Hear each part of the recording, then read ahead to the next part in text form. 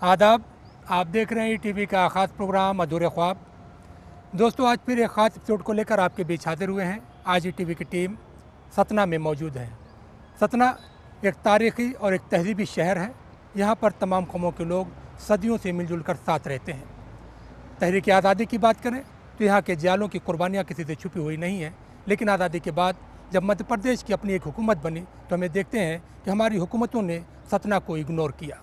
यही वजह है कि सतना का वो डेवलपमेंट नहीं हो पाया जिसकी उम्मीद की गई थी। दोस्तों, आइए प्रोग्राम के पहले से मैं आपको ले चलते हैं और आपको बताते हैं कि सतना की तारीख क्या है। सतना को मुल्क भर में सीमेंट सिटी के नाम से जाना जाता है। जहाँ तक सतना का वस्त हिंद में तारीख़ी अजमत का सवाल है तो इसकी तारीख बघेलखंड की तारीख से वाबस्ता है। सतना की सरहदें उत्तर प्रदेश के इलाहाबाद से मिलती हैं। सतना उत्तर प्रदेश के तारीख़ी शहर इलाहाबाद से 100 किलोमीटर जनूब में वाक़ है, जबकि मध्य प्रदेश के दारुल हुकूमत भोपाल से 390 किलोमीटर दूर वाक़ है। यहाँ पर 6ठी सदी से लेकर 12वीं सदी तक कलचुरी राजाओं की हुकूमत रही है। कलचुरी अहद के जवाल के बाद ये खित्ता बघेल राजपूतों के ज़ेरे कंट्रोल आ गया। बघेल हुक्मरानों की वजह से ही इस खित्ते का नाम बघेलखंड मशहूर हुआ। मुस्लिम अहद हुकूमत में भी इसके नाम में कोई तब्दीली नहीं की गई, लेकिन जब अंग्रेज़ी हुकूमत का वस्त हिंद पर तसल्लुत कायम हुआ तो उन्होंने 1872 में इंतज़ामी आमवर के नुक्ता नज़र से इसे बघेलखंड एजेंसी का नाम दिया और 1930 तक ये इलाका बघेलखंड एजेंसी में शामिल रहा। 1931 में बघेलखंड एजेंसी को बुंदेलखंड एजेंसी के नाम में ज़म किया गया। आज़ाद मुल्क के बाद इस खित्ते को एक और नाम से याद किया गया, वो विंध्य प्रदेश है।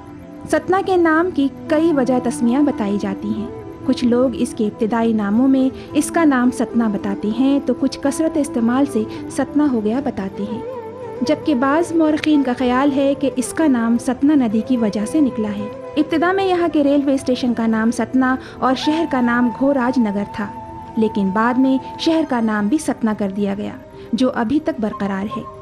सतना टाउन का सबसे पहला प्लान कर्नल D.W. कीबार ने 1882 में तैयार किया था, जबकि सर डोनाल्ड रॉबर्टसन ने 1888 से 1894 के दौरान यहाँ की सड़क और तालाब की तामीर का खाका तैयार करके अमली जामा पहनाया था। 1948 में रियासत का जब इंज़माम इंडियन यूनियन में किया गया तो सतना को इसमें शामिल कर लिया गया। मौजूदा में सतना मध्य प्रदेश में एक ज़िले की हैसियत रखता है और बघेलखंड में जो इलाका शामिल है उनमें रीवा और सतना की आज़ादी के बाद कुछ तरक्की ज़रूर हुई है, लेकिन वो तरक्की नहीं हुई जिसका ख्वाब हमारे मुजाहिदीन आज़ादी ने देखा था और तैयार किया था। इस पूरे खित्ते में गोंड और कोल कबाइल की अक्सरियत आबाद है, हालांकि दूसरे अक़वाम के लोग भी बड़ी तादाद में बूदोबाश इख्तियार किए हुए हैं। बाघेल राजा थे रीवा राज के, तो बाघेल राजाओं में जो है रघुराज सिंह के ज़माने में सतना का बसाव शुरू हुआ। फिर उनके बाद गुलाब सिंह हुए, गुलाब सिंह के बाद मातन सिंह हुए, फिर आज़ादी का दौर शुरू हुआ। रियल एस्टेट के अंडर में सतना रहा। यहाँ उसके बाद जो है ब्रिटिश काल में जो है जब एजेंसी का दौर आया तो यहाँ एजेंसी कायम हो गई, रेलवे लाइन निकली और सतना का बसाव जोर से शुरू हुआ। उस वक्त यहाँ मुसलमानों की अच्छी खासी तादाद थी, क्योंकि ये जो वर्तमान का आपकी खूंटी मोहल्ला है, यहाँ सब रेलवे कर्मचारियों के क्वार्टर्स बने हुए थे और यहाँ का 75% मुसलमान रेलवे में एम्प्लॉय था।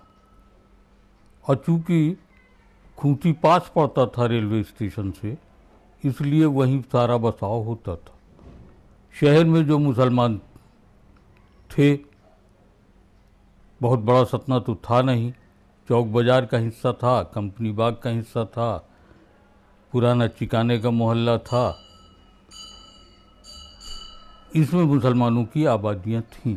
पहले सतना नहीं था, सुतना था, और बहुत अभी हाल तक जो है स्टेशनों में सुतना ही लिखता रहा, उसे अब सतना हो गया। बघेलखंड में रियासत रीवा की महाराजा विश्वनाथ सिंह जोदेव के इक़दामात को तारीखी अहमियत हासिल है। चूँकि सतना रियासत रीवा का हिस्सा रहा है, इसलिए इसके असरात यहाँ पर मुरतब होना लाजमी थे। रियासती अहद में सभी राजाओं ने न सिर्फ रियासत को तरक्की की मंजिलें अता की, बल्कि यहाँ के तमाम बाशिंदों को बिला लिहाज कौम मिल्लत की तरक्की के लिए यकसा मौक़े फराहम किए। तहरीक आज़ादी में सतना के मुजाहिदीन आज़ादी ने न सिर्फ बढ़ चढ़ कर हिस्सा लिया था, बल्कि इनकी वीर गाथाओं के किस्से यहाँ की फ़ज़ा में आज भी गूंजते हैं। 1947 में जब आज़ादी का नया सूरज तुलू हुआ तो यहाँ के बाशिंदों को भी ये उम्मीद थी कि इनका अधूरा ख्वाब पूरा होगा और इनकी समाजी और माशरती ज़िंदगी में एक नया इनकलाब आएगा, लेकिन इनका ख्वाब बनकर ही रह गया। मध्य प्रदेश का ये सौभाग्य था कि गुलशेर अहमद साहब यहाँ पर बैरिस्टर बार एटला करके आए थे उस वक्त, तो उनको यहाँ से राज्यसभा में भेजा गया। तो हम लोगों का ये सोच थी कि एक पढ़ा लिखा आदमी लोकसभा में जा रहा है तो ये जो बात करेगा आगे के फ्यूचर के लिए वो मुसलमानों के हित में होगी, जबकि ऐसा हुआ नहीं। उनको कई बार लोकसभा, विधानसभा, राज्यसभा की नुमाइंदगी का मौका मिला, लेकिन उन्होंने अपने घर परिवार से आगे कभी किसी मुसलमान की सलाहियत के लिए कोई काम नहीं किया। अब रहा हम लोगों का सवाल, तो आप एक बात बिल्कुल गांठ बांध लीजिए कि जितना हम भारतीय जनता पार्टी या आरएसएस को दोषी ठहराते हैं, उससे दुगना कांग्रेस दोषी है हमारे पिछड़ेपन के लिए। हमको सही राह जो है कांग्रेस ने हमको दिखाने नहीं दी, हमको डरा के रखा और आज भी डरा के रख रहे हैं, जबकि ऐसा कुछ नहीं है। ये निश्चित है कि संघ की एक अलग विचारधारा है। दोस्तों इसी के साथ लेते हैं छोटा सा ब्रेक, मिलते हैं ब्रेक के बाद।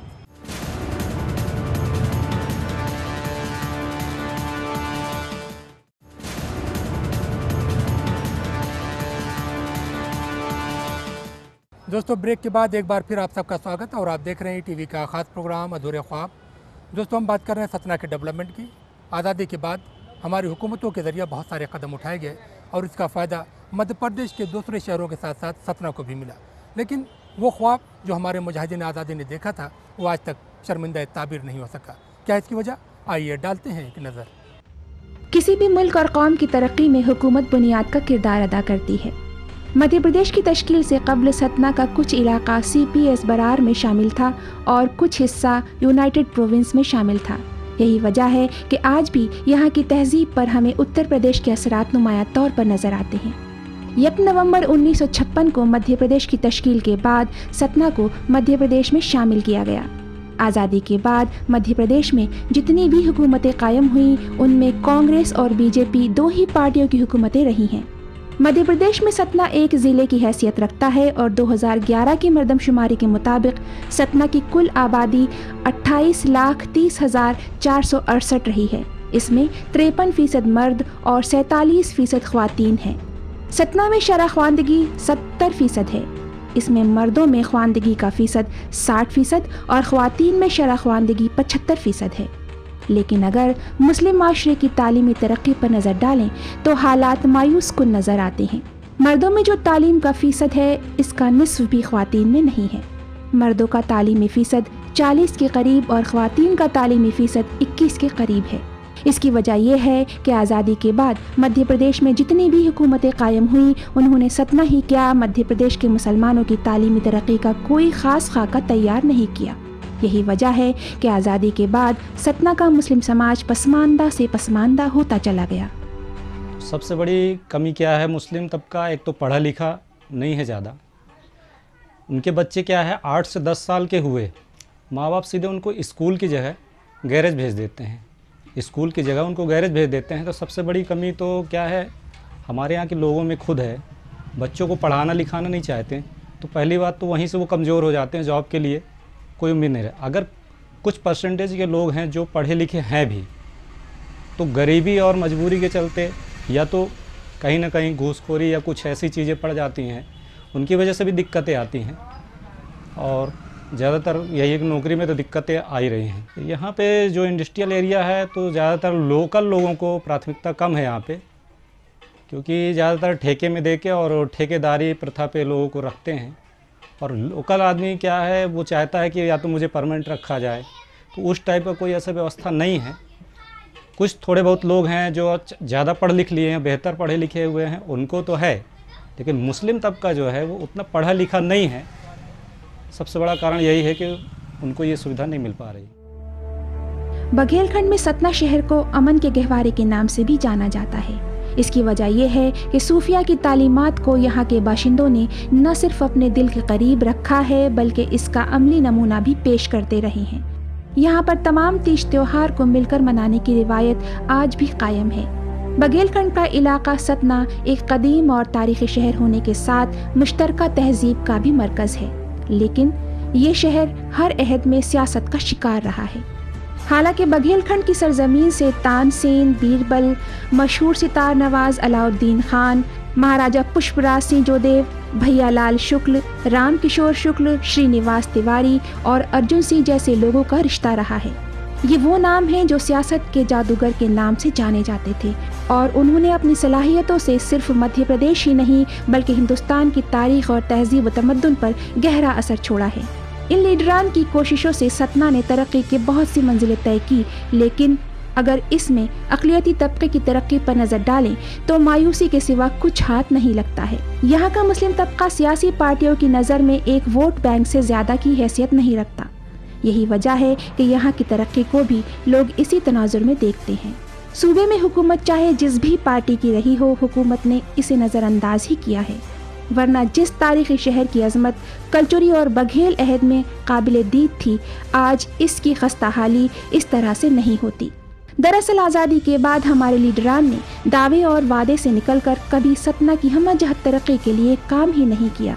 सतना को सीमेंट सिटी के नाम से भी जाना जाता है, लेकिन इसकी पुख्तगी मुस्लिम माशरे में नहीं दिखाई देती है। यही वजह है कि जब मध्य प्रदेश की तरक्की याफ्ता शहरों की बात की जाती है तो इसमें हमें बघेलखंड का कहीं नाम दिखाई नहीं देता। ऐसे में हम अगर यहाँ पर आज़ादी के बाद मुस्लिम समाज की तरक्की की बात करें तो वो भी हमें इस मुनफी सियासी सोच का नतीजा दिखाई देती है। जब पहली बार दिग्विजय सिंह जी सरकार में बैठे तो उनको मैंने ये मशवरा जब दिया कि यहाँ पर वक्फिया प्रॉपर्टीज़ जिस तरह से खुर्द-बुर्द हो रही है उसको किस तरह से सुरक्षित किया जाए, कुछ न कुछ पहल करना चाहिए और उर्दू ज़बान को किस तरह से आगे बढ़ाया जाए, उसको जो है तो ज़रिए मास से जोड़ करके आगे बढ़ाया जाए। उसके लिए मैंने जिस तरह से संविदा शिक्षकों की भर्ती के लिए बात चल रही थी तो उर्दू ज़बान के भी उर्दू संविदा शिक्षक को भर्ती करने की बात उनके सामने रखी थी।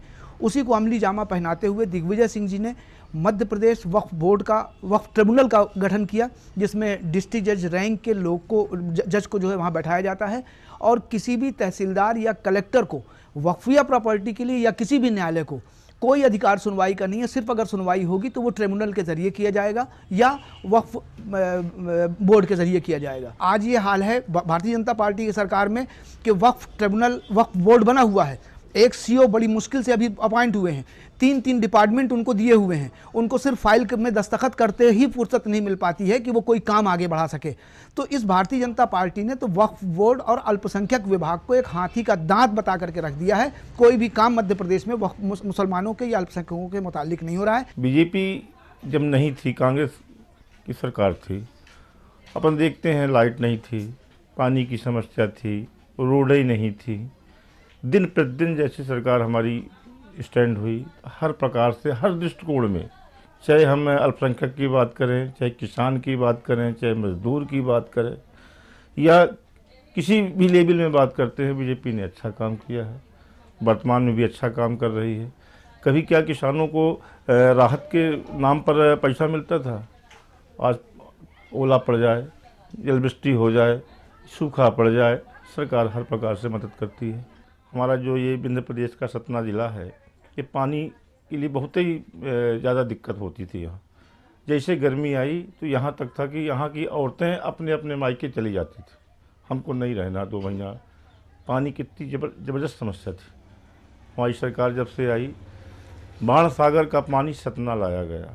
दोस्तों इसी के साथ लेते हैं छोटा सा ब्रेक, मिलते हैं ब्रेक के बाद।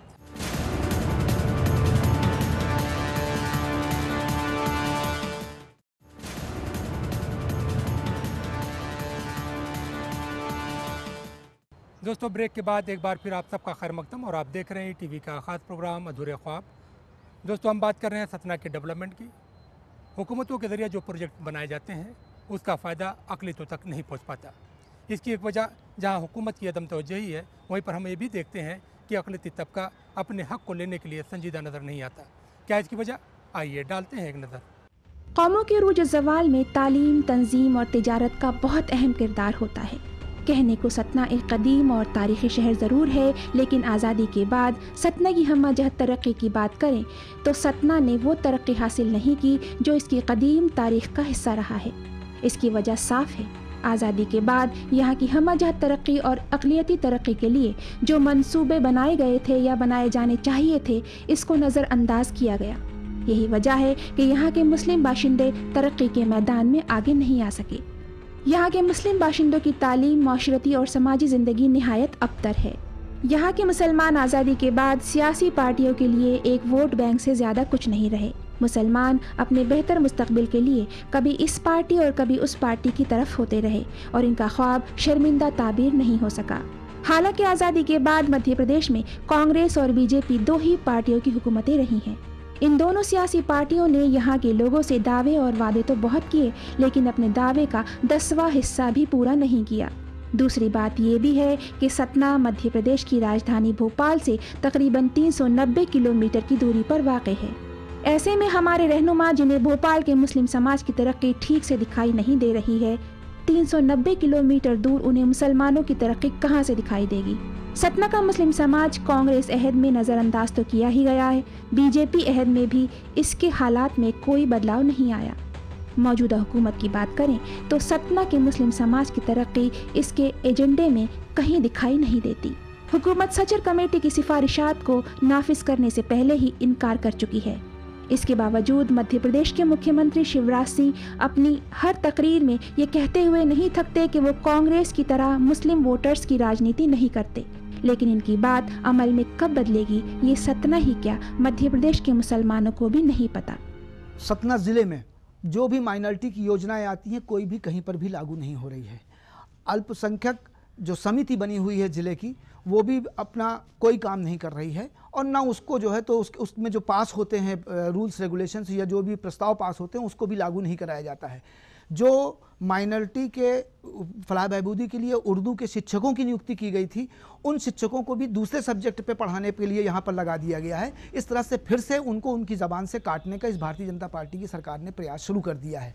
जहाँ तक छात्रवृत्ति की बात है, यहाँ की छात्रवृत्ति पिछले 5 साल से वापस होकर के चली जाती है। फॉर्म टाइम पे नहीं आते हैं, फॉर्म नहीं लिए जाते हैं, फॉर्म नहीं भरवाए जाते हैं और ये कहा जाता है कि यहाँ पर फॉर्म ही जमा नहीं हुए।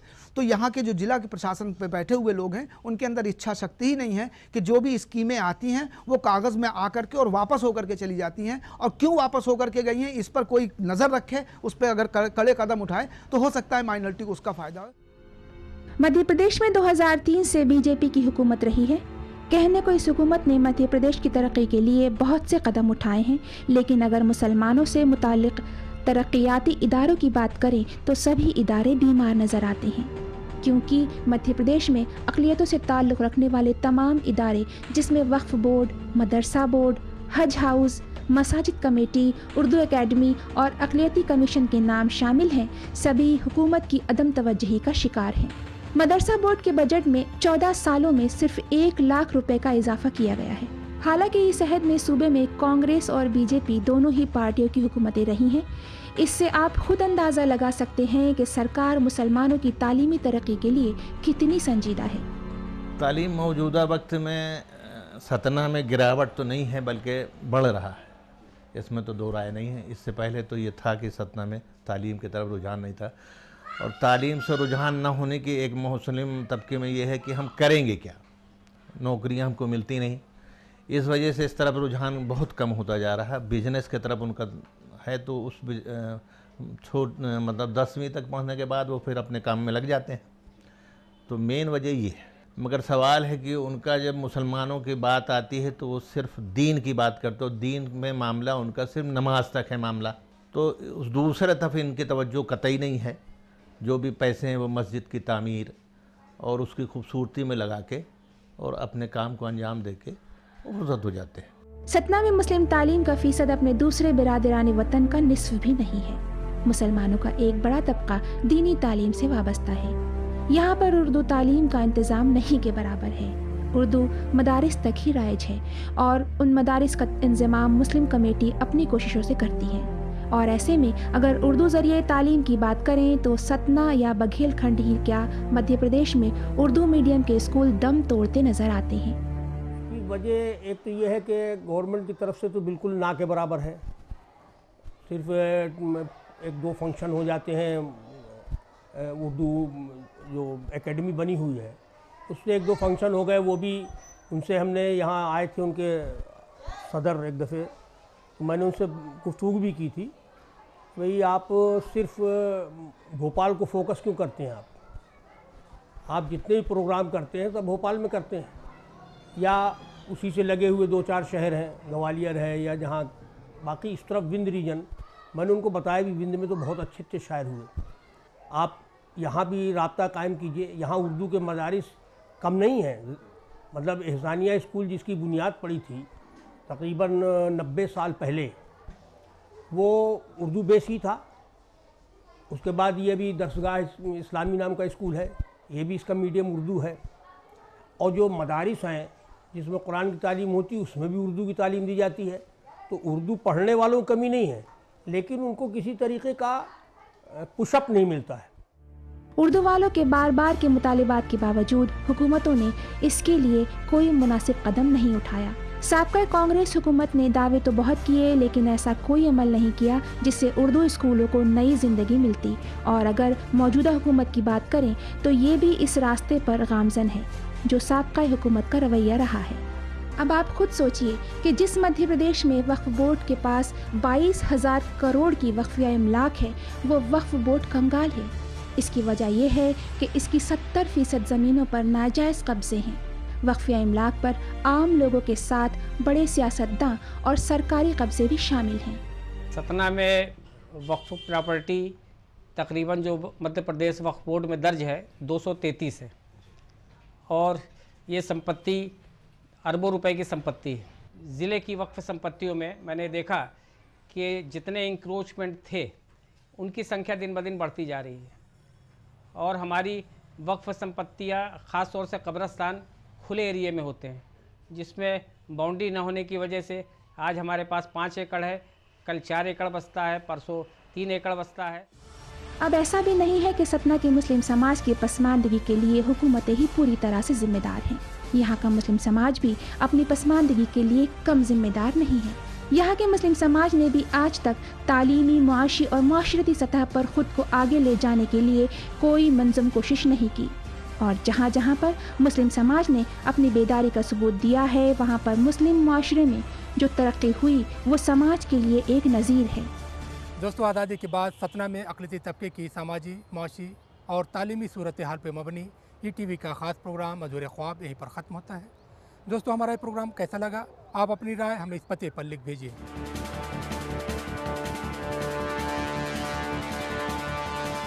दोस्तों, हमें उम्मीद है कि आपने हमारा पता नोट कर लिया होगा। अगले हफ्ते फिर एक ख़ास एपिसोड साथ आपकी खिदमत में हाजिर होंगे। तब तक के लिए टीम के साथ मेहताब आलम को दीजिए इजाज़त। आदाब।